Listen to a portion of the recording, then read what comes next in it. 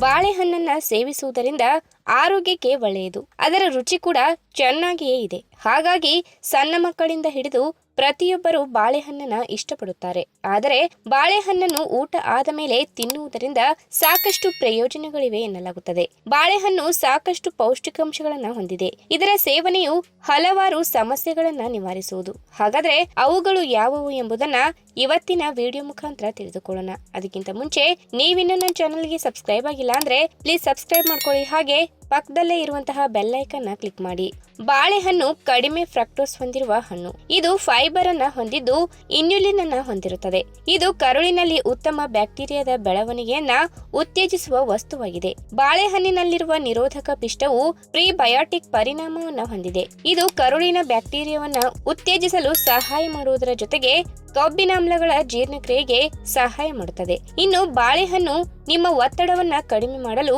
ಸಹಾಯ ಮಾಡುತ್ತದೆ.